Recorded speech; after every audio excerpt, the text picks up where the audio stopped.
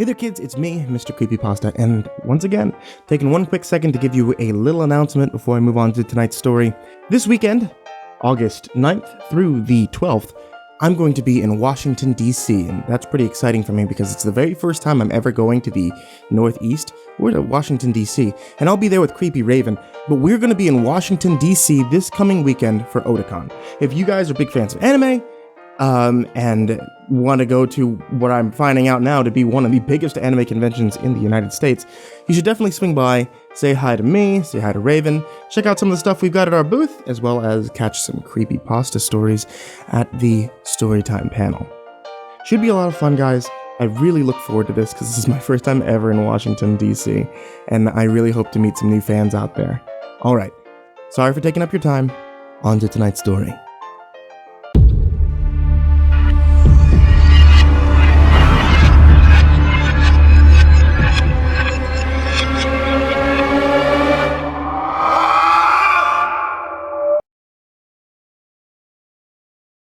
Well, that's pretty much the most horrible thing I've ever seen. It was the only thing I could think to say as I stood over the body of one of Bill Morton's calves. Bill stood behind me, nodding his head in utter agreement. He snorted hard and spit into the field before hiking up his pants. Apparently, this was the third calf that he lost in several weeks. Aliens! His gruff voice hit my ears and didn't instantly register what he just said. Aliens? I repeated, looking away from the horrid state of the calf. Yeah, aliens. His eyes were dead serious, so I avoided the smirk that was threatening to develop my face. Saw a documentary about the kind of stuff they do to cows on YouTube. Nasty stuff. I knelt next to the animal. The grass was soaked in blood that was already drying in the summer heat. I could see puncture marks dotted on its hide that seemed to go in a straight line. Blood matted the fur in little circles around his huge wound. The calf's head looked as if it had been ripped apart, and most of the brain was missing. Also gone was the calf's tongue and eyes. No, Bill, I'd guess more likely this is an animal attack. I looked over all the woods again and scratched my stubble. No offense to your keen detective skills, Deputy, but what kind of animal does that? He got down next to me and pointed to the torn-apart skull. I can't say rightly, Bill. And truly, I couldn't. I figured that an animal attack was far more likely than an alien cattle mutilation, but I'd be damned if I couldn't tell at all from the state of the calf. I'd seen my share of coyote attacks, and even a few mountain lions. When you work as a sheriff's deputy in a ranch town, these calls are common. This didn't look like anything I'd ever seen before. Of course you can't, Frank, because it's aliens, I'm telling you. He got back up with a wheeze and wiped the sweat from his brow. Government boys in the facility outside of town. Ask them. I'm sure they all know about it. The facility off the highway? I got up with him, shifting my gun belt and straightening my uniform as I did. So the Department of Agriculture, Bill, I don't think they know much about aliens. I'm sure they don't. I don't know much about whiskey and Johnny Cash tunes. He paused for a moment and snorted again. Know a lot about those things. I got it, I responded, and smirk finally breaking through my face enough to elicit an annoyed reaction from old Bill. I decided to smooth things over with an offer. Look, we'll round up with fish and game to see if we can't get some people out here to help us hunt down your calf killer. In the meantime, how about I stop by after work and we beat the bushes ourselves, see if we can't solve this issue a bit sooner. Bill's eyes scanned the thicket before he nodded. All right, Deputy. I'm telling you, I don't think we're going to find nothing unless we're looking in the skies. He slipped his thumbs into his belt and looked up at the midday sky. I laughed to myself and clapped Bill on the shoulder. I was still taking it with a measure of calm. Back when I thought the worst it could be was some rogue wolf or a mountain lion. I didn't know at the time what we'd find stalking around the thicket and the trees. If I had, I may have just grabbed the gas can from my patrol vehicle and set the whole damn place ablaze.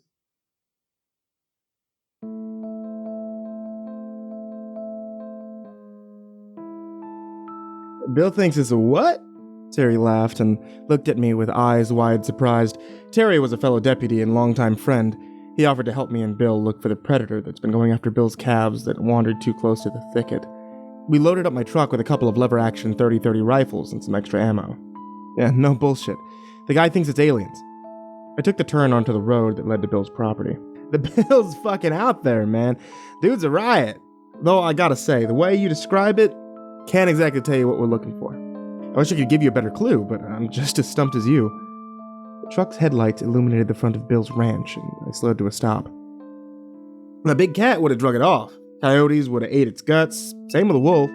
Ain't no bears around here, and I'm pretty sure that they don't kill like that. He undid his seatbelt and shook his head like he was trying to jostle the answer loose. Shit. Maybe it is aliens. It's not fucking aliens, I chuckled back as I jumped out of the truck. I don't be so sure, Deputy. I heard Bill's gruff voice booming out of the darkness as he walked from the side of the house to greet us. He was wearing his hunting oranges and carrying a 12-gauge. A headlamp was strapped onto his balding head. His old retriever, Bootsy, was walking at his heels. Even a damn cowpuncher like me is smart enough to understand there's stuff out there beyond my understanding. Oh, that I'm sure. Terry pulled one of the 30-30s out of the back of the truck and threw it over his shoulder. Universe is a big place, boys. Bill looked up at the night sky, either ignoring or oblivious to Terry's joke. No telling what's out there. Well, Bill?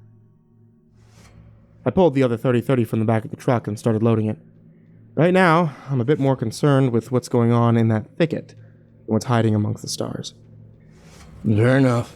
Bill did his trademark snort and then spat into the dirt. He switched on the headlamp and shouldered his shotgun. You all ready? Bootsy, clearly noticing his master was ready to go, ran up ahead towards the field and looked back at us. He did a quick run in a circle and as if to tell us to hurry the hell up. Let's go bag us, Terry paused and looked at both Bill and myself with a shrug. Fucking alien, I guess.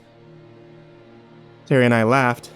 Bill grunted as we walked across the field towards the thicket Bootsy was leading us to. We walked the edge of the thicket, shining our flashlights while looking to see if we could catch signs of anything stalking around the underbrush. Bootsy ran back and forth sniffing at the edge of the bushes and occasionally stopping to piss and let whatever was inside know that they'd been there. So, what did Fish and Game say? Bill whispered to me as he dropped down with a huff and looked into an opening between the two tall bushes.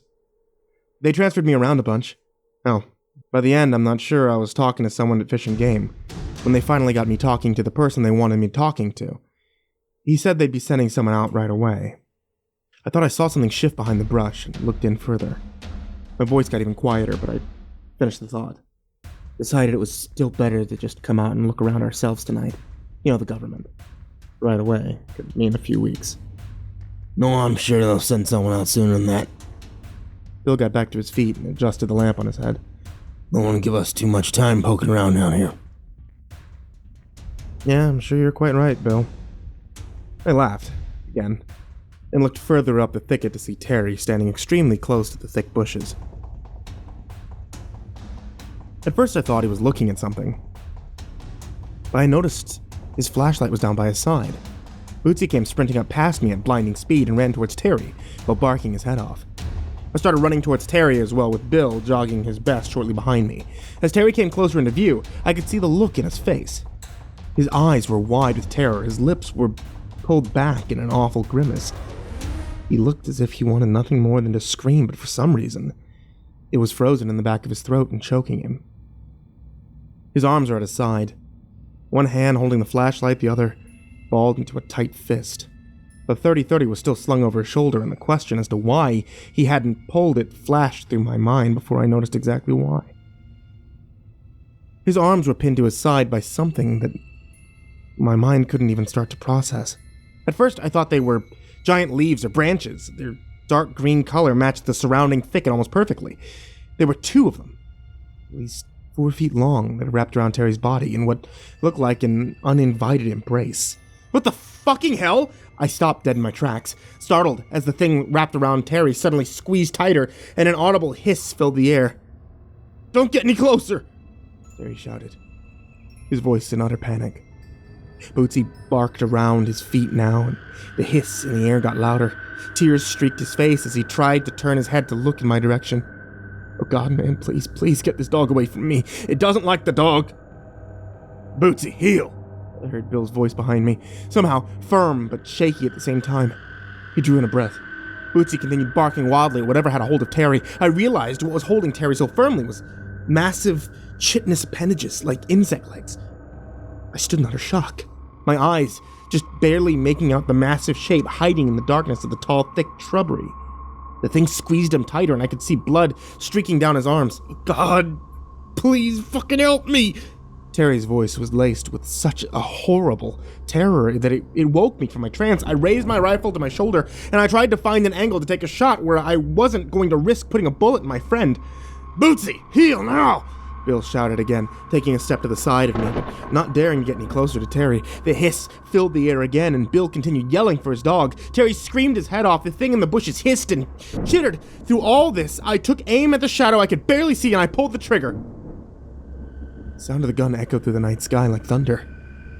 I had missed, the bullet striking nothing but branches and whizzing past the thing as it yanked Terry forward into the thicket. I could hear his screams as it dragged him along through the underbrush. The whole thing happened so goddamn fast, I didn't even notice Bootsy leaping through the hole made by Terry's body and giving chase. I gripped my rifle and followed closely behind the retriever. Bill followed as close as he was capable of. The branches scraped and cut at my skin as I ran. It was pulling Terry so quickly that even Bootsy was having trouble keeping up. What in the name of Johnny's ghost is that thing? Bill growled out from behind me, a wheeze both preceding and following his question. I didn't answer. I didn't know. I just ran and I listened to my friend scream. His screams were getting further from me, and I wondered how in the name of God it could move so damn fast. And then suddenly the scream stopped, and my heart jumped into my throat. Bootsy had vanished, somewhere in the darkness in front of me, and he was still barking at the thing that took Terry, but they echoed throughout the thicket, and I couldn't tell exactly where they were coming from. We'd run far enough in that trees were sprouting up from the ground around us, and it felt like I was in a maze and making myself increasingly lost with every second. We gotta get back, Frank. We gotta call someone, Bill shouted. I'm telling you, that thing it ain't no normal animal. It ain't from around here. Will you shut the fuck up? About your stupid goddamn alien bullshit. I turned on my heel and screamed at him before turning my flashlight back towards the brush in front of me. Didn't see any signs of Terry or the thing that had taken him. Somewhere off in the distance, Bootsy's barking turned into a high-pitched, whimpering yelp, overlaid over the top of the horrible hissing sound that it made. Then Bootsy went silent too. I looked at Bill's face. His eyes filled with tears at what was likely the sound of his dog's last moments. The night had become deathly quiet in only a matter of seconds. The air was warm and still against my bleeding skin and my ears. Hunted for any sign of movement around us. Bill, I whispered, reaching out to him slowly and putting my hand on his shoulder. We need to go. We need to go now. Bill silently gripped his shotgun with white knuckles. When his eyes drifted up to me, he seemed a million miles away. Bill! He said a little louder and firmer. Did you hear me, man? We gotta go! There was more hissing, followed by what sounded like chirps, clicks from behind Bill, and I could see something rising out of the brush, wreathed in shadow. It stood at least 6 feet tall as it straightened up. 2 huge insectoid claws protruded from the front of its body. They were bent forward at the halfway point, and the creature held them in front of it as if in prayer.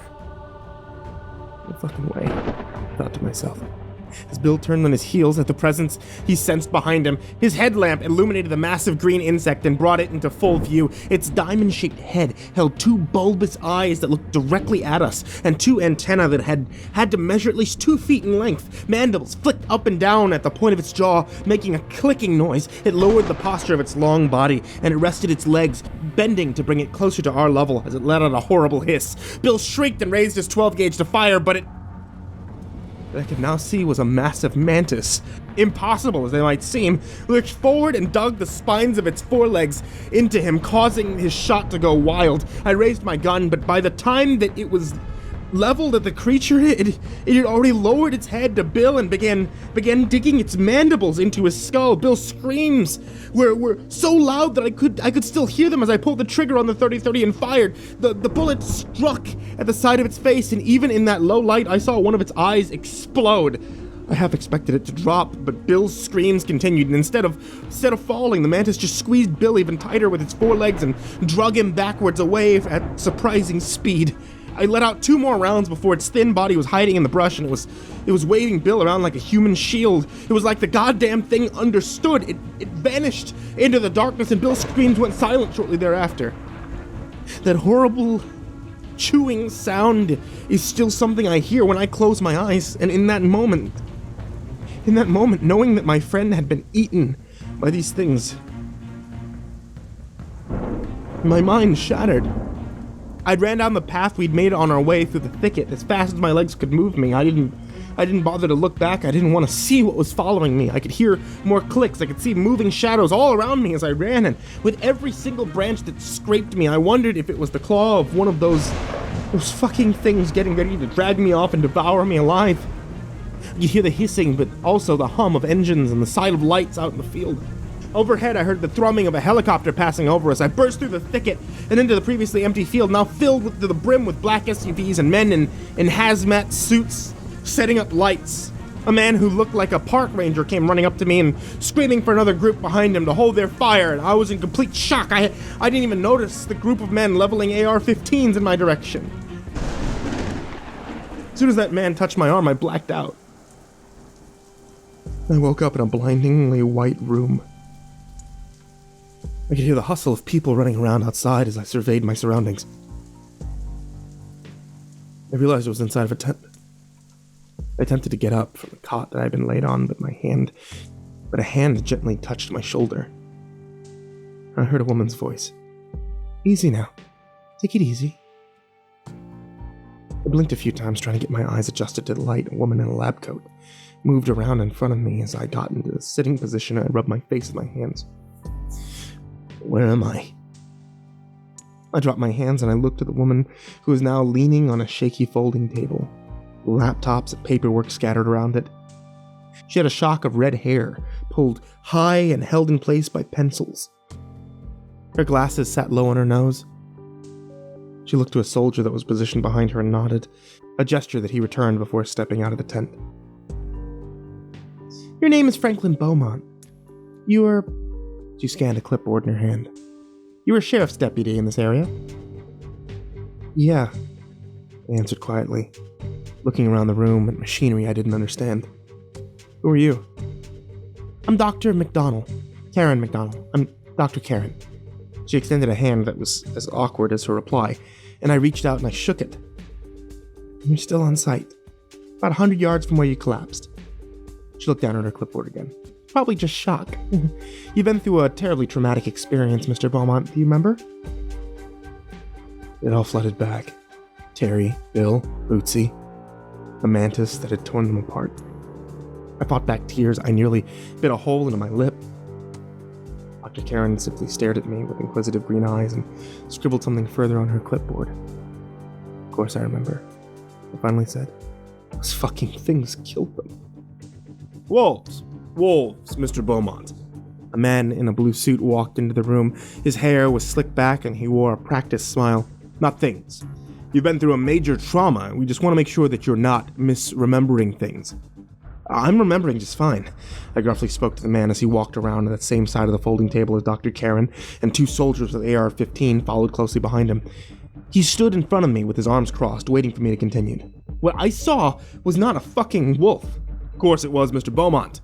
What else would it have been?" He looked at Dr. Karen. She shrugged. I saw instantly what was going on, and the 2 soldiers behind the man in the blue suit looked nervous.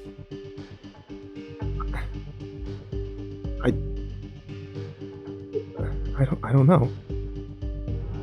I hung my head, suddenly very uncomfortable and scared. The mantis obviously had some connection to whoever these people were, and they were not playing around. Mr. Blue Suit and Dr. Karen with the handshake and the smile. The men behind them were a much tougher form of negotiation. "We're deeply sorry about your friends. Know that we, at the U.S. Department of Agriculture, give you our word that we will take care of this pack of wolves and ensure that no one will ever be hurt by them again." A man in the blue suit grabbed the binder off the table and held out his hand. Department of Agriculture. I laughed into my hands. You guys are from the fucking Department of Agriculture? They laughed again and looked at the soldier with their guns and black night ops uniforms. Yes, Mr. Beaumont. The blue suit man pushed the binder into my hand. Who else would we be? I spent the rest of the night signing papers, saying that my friends and I had tracked the wolves to the thicket where we'd been attacked. I was to decline any interviews on the subject. If pressed, I was to toe the line on the official story. I could still remember the plastic smile on the face of the man in the blue suit. He gave artificial condolences as they sent me on my way. Dr. Karen gave me genuine ones, but they rang hollow. That night I drank a fifth of bourbon alone in my apartment and I cried myself to sleep. See, there was never any direct threat against me that made me keep my mouth shut. They made the cars that followed me and the men parked outside my home noticeable enough. They never needed to make any kind of direct threat. I could only imagine what government agency the blue suit man was actually from, but I know when there was a gun to my temple, and I doubted very seriously that the Department of Agriculture was holding it. That's why I'm sharing this story here. I'm leaving out the details. I can't keep it aside anymore, and if I go anywhere official, then I'm a dead man. So I know what I saw. I know what I saw out there, though, and it sure as hell wasn't wolves. Our government grew something. I don't know if it escaped, I don't know if they let it loose on their own, but they are most certainly responsible. I drove out towards Bill's old ranch sometimes, and I could see the lights of whatever makeshift area they still have set up out there. The whole thing is surrounded with a massive fence now. Signs hang on it. Every 30 feet, no trespassing by order of the U.S. Department of Agriculture. Bill didn't have any family, so it was easy for them to swoop in and take the place for themselves. Without some nosy relatives wondering what happened to him or why the government was stealing their land. I'll stand out by that fence sometimes and I'll smoke a cigarette. I'll listen. I'll listen to their trucks driving in and out. That drive and the hustle of men doing whatever those men do out there now, and I'll hear that hiss. That awful hiss, but sometimes I wonder if that's just in my head. All I know for sure is that there were no wolves that night. There most certainly was something stalking the thicket on Bill Morton's old property. Something that isn't choosy about its prey.